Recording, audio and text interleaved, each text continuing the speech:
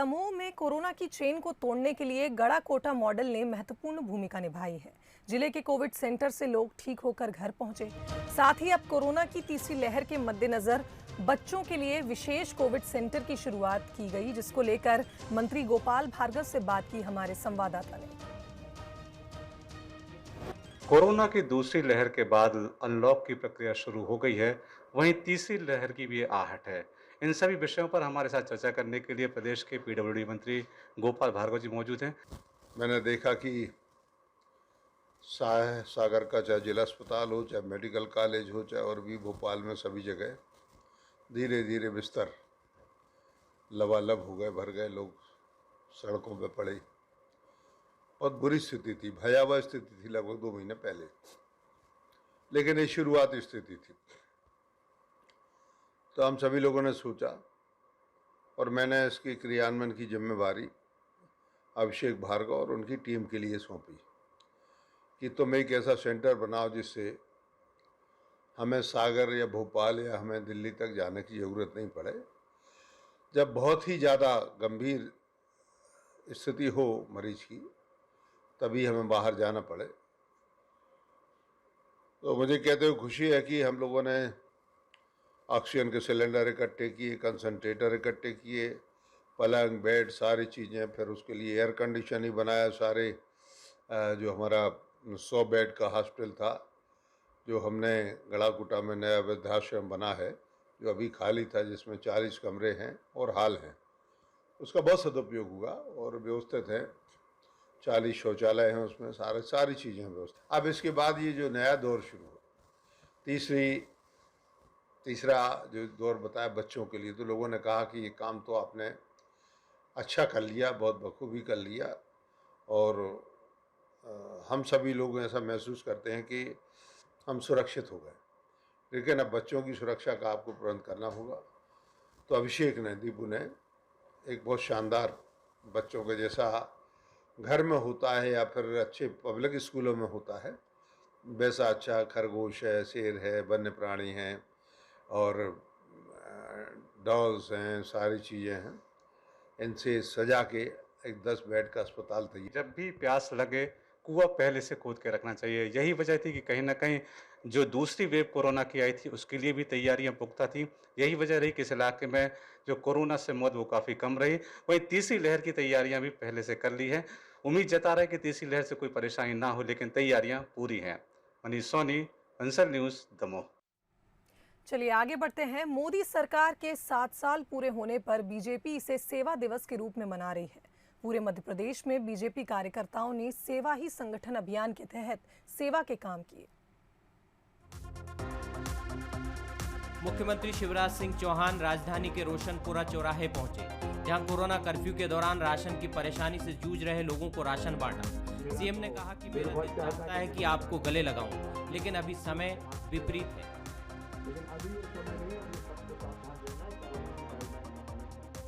आज मोदी जी के सरकार के 7 साल पूरे हुए। एक ऐसे प्रधानमंत्री जो अद्भुत है, जिन्होंने एक वैभवशाली, गौरवशाली, संपन्न और समृद्ध भारत के निर्माण के साथ साथ आम जनता और विशेषकर गरीबों के कल्याण में कोई कसर नहीं छोड़ी है। कई मासूम बच्चे ऐसे हैं जिनके नाम माता बची ना पिता बचा। अब हमारे बच्चे, प्रदेश के बच्चे, हर महीने उनको 5,000 रुपए की पेंशन देने का हमने फैसला किया। आज मैं डालना शुरू करूंगा। निःशुल्क राशन, उनके पढ़ाई की निःशुल्क व्यवस्था, क्योंकि मामा के रहते हुए भांजे भांजी अनाथ कैसे हो सकते हैं। मेरा तो दिल बहुत चाहता है कि गले लगा लूं, सबको हाथ मिलाऊं, सर पे हाथ फेरूं, लेकिन अभी ये समय नहीं। अब ये सबको सावधान रहना है, कोरोना की गाइडलाइन का पालन करना। तो वहीं सेवा ही संगठन अभियान के तहत बीजेपी के राष्ट्रीय सह संगठन महामंत्री शिव प्रकाश और बीजेपी के राष्ट्रीय महासचिव कैलाश विजयवर्गीय जवाहरलाल नेहरू अस्पताल पहुंचे, जहां उन्होंने नर्स स्टाफ को 1 लाख रुपए का बीमा दिया, साथ ही राशन बांटा। देश भर के अंदर हमारे प्रधानमंत्री के नेतृत्व में जो भी आवश्यकता थी, ऑक्सीजन की आवश्यकता थी, रेमडेसिविर की आवश्यकता थी। दुनिया का सबसे बड़ा वैक्सीनेशन का अभियान, लगभग 20 करोड़ लोगों को वैक्सीनेशन करके ये भी दुनिया में अनूठा उदाहरण भारत ने प्रस्तुत किया है। और इसलिए मोदी जी के नेतृत्व में जैसे समस्त समस्याओं पर हमने विजय प्राप्त की, इस पर भी हम विजय प्राप्त करेंगे। देखिए, लगभग 1 लाख गांव में हमारे कार्यकर्ता सेवा ही संगठन के माध्यम से जनता की सेवा, दरिद्र नारायण की सेवा, कोविड के लिए अवेयरनेस, रक्तदान, ऐसे बहुत सारे कार्यक्रम में लगे हुए हैं। मुझे गर्व है कि भारतीय जनता पार्टी एकमात्र ऐसा राजनीतिक दल है जिनके कार्यकर्ता इस कोविड की महामारी में सड़क पर उतरकर समाज की सेवा में लगे हुए हैं। बाकी लोग तो चाहे राहुल गांधी हो, चाहे उनके सब पार्टी के लोग, वो ट्विटर और फेसबुक घर में बैठकर खेल रहे हैं। मोदी सरकार के 7 और दूसरे कार्यकाल के 2 साल पूरे होने पर इंदौर में बीजेपी कार्यकर्ताओं ने मुक्तिधाम में सफाई अभियान चलाया। इसके साथ ही कोरोना से इस दुनिया को छोड़ गए लोगों के तर्पण का भी कार्यक्रम किया। आज देश भर में भारतीय जनता पार्टी सेवाई संगठन का अभियान मना रही है। इस समय हम विधानसभा 3 के वार्ड क्रमांक 64 में इस चितावत मुक्तिधाम पर सेवा काम करने के लिए उपस्थित हैं। पूरा व्यापक साफ सफाई अभियान चल रहा है और सभी कार्यकर्ता जुटे हैं।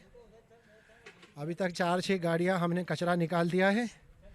4-6 घंटे ये अभियान अभी और चलना है और उसके बाद सैनिटाइज करेंगे। साफ सफाई के बाद दिवंगत आत्माओं के लिए तर्पण किया जाएगा। वहीं नैनपुर, नटेरन, बदनावर के साथ ही प्रदेश के जिला मुख्यालयों में बीजेपी ने सेवा दिवस मनाया। Bureau report, Bansal news. रविवार देर रात इंदौर अहमदाबाद नेशनल हाईवे पर एक भीषण सड़क हादसे में 3 ग्रामीणों की मौके पर ही मौत हो गई, जबकि इस हादसे में 8 अन्य घायल हो गए। बता दें, घायलों में से 6 ग्रामीणों को समीप गुजरात राज्य के दाहोद रेफर किया गया, जिसमें 2 बच्चे भी शामिल हैं। अन्य 2 घायलों का झाबुआ जिला अस्पताल में इलाज जारी है। ये भीषण सड़क हादसा झाबुआ कोतवाली थाना क्षेत्र के देवझरी ग्राम से होकर गुजर रहे इंदौर अहमदाबाद नेशनल हाईवे पर हुआ। बताया जा रहा है कि बारातियों से भरी टवेरा कार सामने से आ रहे ट्रक में जा घुसी, जिससे ये भीषण सड़क हादसा हुआ। मृतक और घायल झाबुआ कोतवाली थाना क्षेत्र के ही मोहनपुरा ग्राम के समीप के निवासी बताए जा रहे हैं। टक्कर इतनी जबरदस्त थी कि बुलडोजर की मदद से ट्रक और टवेरा कार को अलग किया गया, तब जाकर कहीं मृतकों के शव वाहन से निकाले जा सके। घटना की सूचना मिलने पर 108 एम्बुलेंस की मदद से घायलों को झाबुआ जिला चिकित्सालय लाया गया।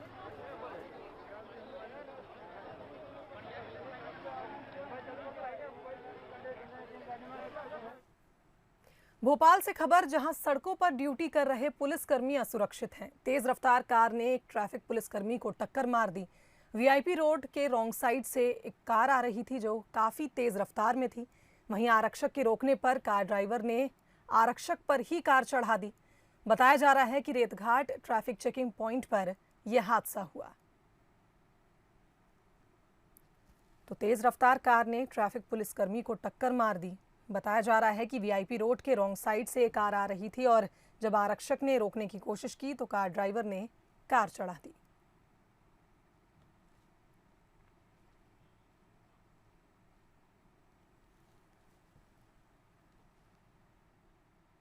ग्वालियर से खबर, जहां फायरिंग कर बदमाशों ने दहशत फैलाई हुई है। न्यू कॉलोनी में 2 बदमाशों ने फायरिंग की और ये पूरा मामला पास में लगे सीसीटीवी कैमरे में कैद हो गया। हजीरा थाना पुलिस अब आरोपियों की तलाश में जुटी हुई है। बता दें, न्यू कॉलोनी में 2 बदमाशों ने फायरिंग की, जिससे दहशत फैल गई है। बताया जा रहा है कि इसका सीसीटीवी फुटेज भी सामने आया है, जिसके आधार पर अब पुलिस दोनों आरोपियों की तलाश कर रही है।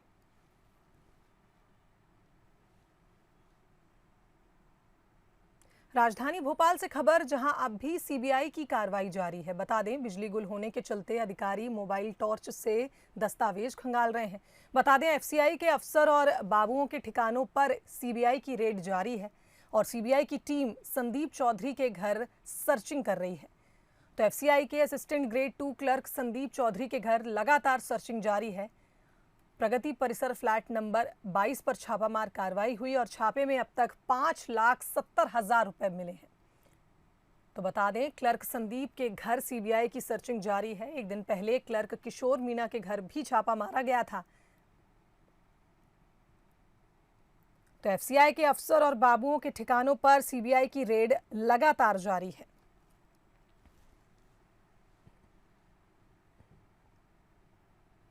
वो कहते हैं, सीधे हाथ से मदद करते हुए उल्टे हाथ को भी इसकी भनक नहीं होनी चाहिए। ऐसा ही कुछ कर रहे हैं राजधानी भोपाल के युवा। ये देखकर जरूर आपको famous web series money heist के किरदारों की याद दिलाएगी। इन युवाओं को कोई जोकर कहता है तो कोई फरिश्ता, लेकिन ये अपने मकसद से सिर्फ इतना ही करना चाहते हैं कि इनकी पहचान उजागर ना हो और लोगों की मदद हो जाए। मेरे पीछे जो आप तस्वीरें देख रहे होंगे, वो आपको तस्वीरें देखकर ये लग रहा होगा कि जो एक इंटरनेशनल वेब सीरीज़ है मनी हीस्ट, उसके कलाकार यहाँ पर मौजूद हैं, यहाँ पर खड़े हुए हैं। लेकिन ऐसा बिल्कुल नहीं है। ये भोपाल के कुछ युवा हैं जिनका ये मकसद है कि हमें लोगों की, पीड़ित मानवता की इस कोरोना के संकट काल में, लॉकडाउन के समय मदद करनी है। और मदद ऐसे करनी है कि हमारी पहचान उजागर ना हो, क्योंकि कहा जाता है कि गुप्त दान सबसे बड़ा दान है। कहा जाता है कि अगर हम सीधे हाथ से किसी की मदद करें तो उल्टे हाथ को भी पता नहीं चलना चाहिए। और इन्हीं कहावतों को चरितार्थ कर रहे हैं भोपाल के ये युवा, जो अस्पतालों में मरीजों के जो परिजन हैं उनको भोजन बांटते हैं।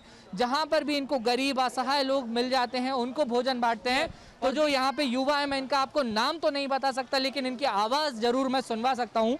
सर, एक बहुत अच्छा कॉन्सेप्ट के साथ आप मदद कर रहे हैं। आपसे ये जानना चाहूँगा, कैसे ये विचार आया, ख्याल आया कि इस तरीके से मास्क पहन के लोगों की मदद करनी है?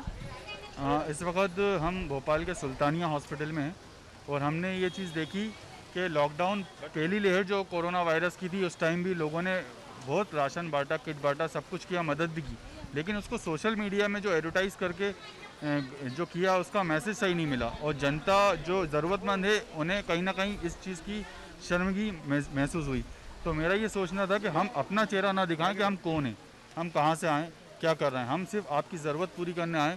आपको खाने भोजन की ज़रूरत है, भोजन देंगे। राशन किट की ज़रूरत है, राशन किट देंगे। और ऐसा हमारा ये मुहिम, ये जो हमारा कॉन्सेप्ट है, ये जब से लॉकडाउन स्टार्ट हुआ है उसके अगले तीसरे दिन से हमारा ये कॉन्सेप्ट चालू है। भोपाल में कई जगहों पे हम गए और कई जगहों पे हम ये सेवा प्रदान कर रहे हैं। बस आप लोगों से रिक्वेस्ट है कि आप लोग की सपोर्ट ऐसी बनी रहे। धन्यवाद। आपसे भी यही जानना चाहूँगा कि कैसे ये ख्याल आया कि लोगों की मदद की जाए लेकिन अपनी पहचान छुपाई जाए? नहीं, आजकल ज़्यादातर यही देखने को मिल रहा है कि लोग बाग 40-50 पैकेज बनाते हैं और अपने वायरल फ़ोटो कर देते हैं, सामने वाले की करते हैं।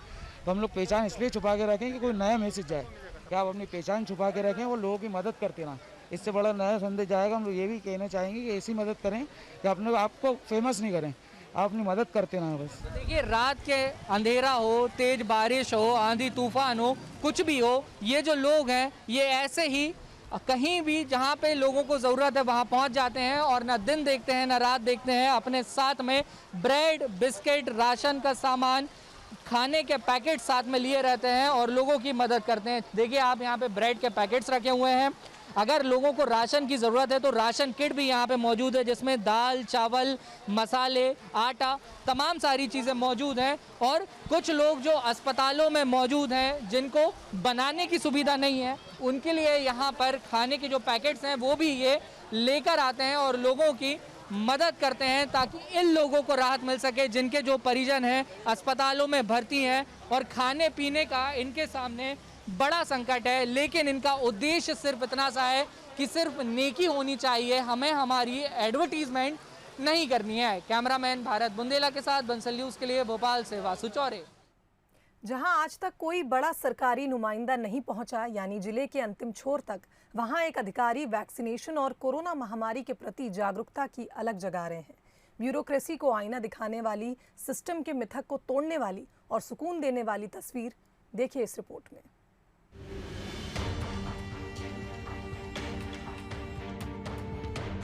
कोरोना महामारी की भीषणता के लिए सिस्टम को कोसा गया, लेकिन वही सिस्टम कोरोना संक्रमण को ब्रेक लगाने जी जान से जुटा है। सुकून देने वाली ऐसी ही एक तस्वीर सामने आई है बड़वानी जिले से। यह है बड़वानी के अपर कलेक्टर लोकेश कुमार जांगिड़, जो कोरोना के प्रति अलग जगाने जिले के अंतिम छोर पर पहुंचने में पीछे नहीं हटे।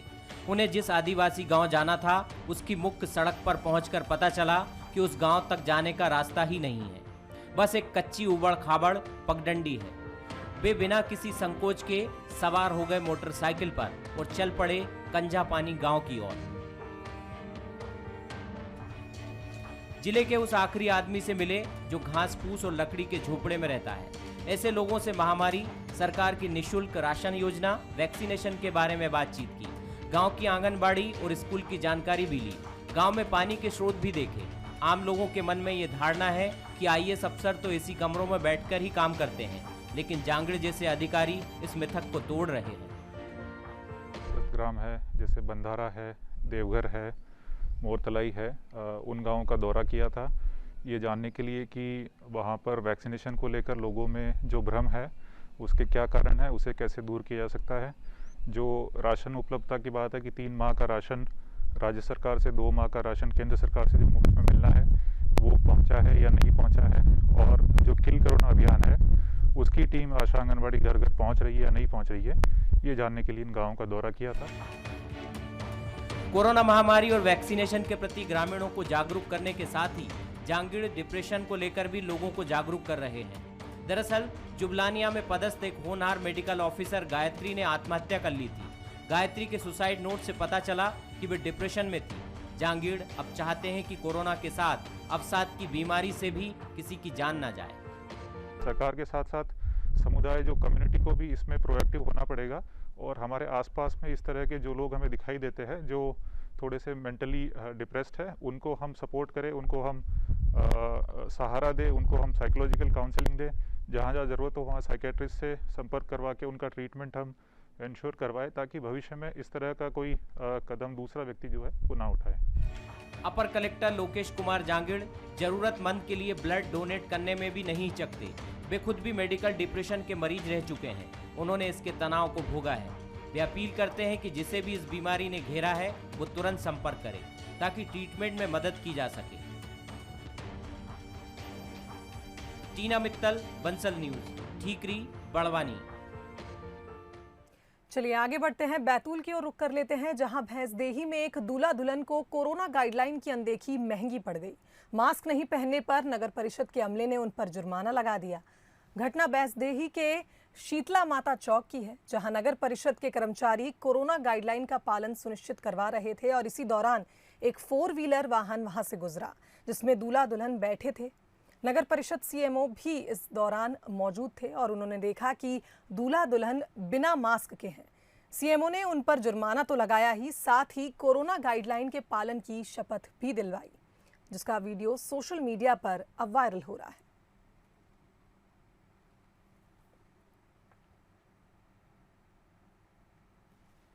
हाँ, नगर परिषद क्षेत्र में निरंतर फेस मास्क नहीं लगाने वाले के विरुद्ध चालानी कार्रवाई की जा रही है और सभी लोगों को फेस मास्क लगाने का सुझाव दिया जा रहा है। इसी दौरान एक दूल्हा दुल्हन अब शादी करके हमारी माता चौक पर आ रहे थे। इसी दौरान हमारी टीम ने देखा कि उनके द्वारा फेस मास्क नहीं लगाया गया था, तो उनके प्रति चालानी कार्रवाई की गई और फेस मास्क लगाने के लिए सुझाव दिया गया। ग्रामीण अंचल में वैक्सीनेशन को बढ़ावा देने के लिए प्रशासन तमाम तरह के उपाय कर रहा है। इसी कड़ी में सीधी के कुसमी में एसडीएम ने एक अनोखी घोषणा की, जिसके तहत आदिवासी वनांचल की ग्राम पंचायतों में 18+ का 100% वैक्सीनेशन होने पर गांव की क्राइसिस मैनेजमेंट कमेटी को 25,000 रुपए का इनाम मिलेगा। दरअसल एसडीएम आर.के. सिन्हा ग्रामीण इलाकों के दौरे पर थे और इस दौरान उन्होंने ये घोषणा की। इसके अलावा उनकी मौजूदगी में कई गाँवों में लोगों का वैक्सीनेशन भी करवाया गया।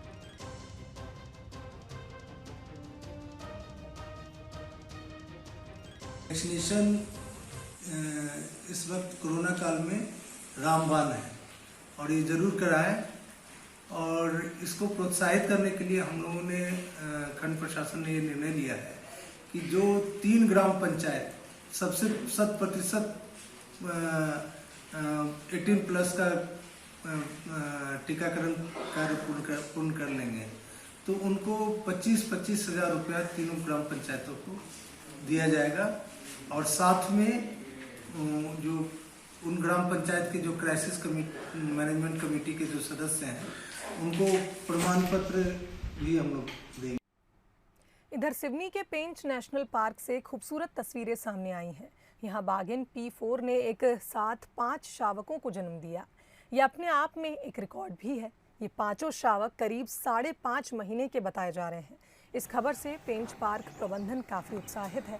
तो वहीं दूसरी ओर एक लंगड़ी बाघिन ने भी एक शावक को जन्म दिया, जो इस समय 3 महीने का बताया जा रहा है। सोशल मीडिया पर ये तस्वीरें भी वायरल हो रही हैं।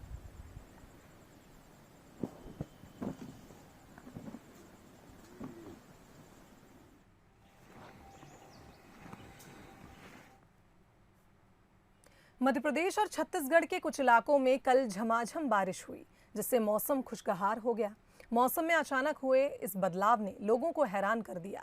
नौतपा में ऐसी जोरदार बारिश की किसी को उम्मीद नहीं थी, लेकिन बारिश जब शुरू हुई तो 3 से 4 घंटे तक लगातार जारी रही। राजधानी भोपाल, होशंगाबाद, धर्मपुरी, इंदौर, छिंदवाड़ा, धार, मालवा, आष्टा में जोरदार बारिश हुई। बारिश से कई इलाकों में पानी भी भर गया। वहीं बारिश से पहले चली तेज हवाओं से कुछ घरों के नुकसान की भी खबरें आईं। राजधानी भोपाल के कोलार में तो कुछ देर ओले भी गिरे। वहीं मौसम वैज्ञानिकों ने मौसम में आए इस बदलाव के पीछे ताउते और यास तूफान को जिम्मेदार बताया है। वैज्ञानिकों के मुताबिक इन तूफानों से मॉनसून को आगे बढ़ने में मदद मिली और प्रदेश में प्री मॉनसून एक्टिविटीज शुरू हो गई। इससे उम्मीद है कि प्रदेश में मॉनसून जल्द ही दस्तक दे सकता है।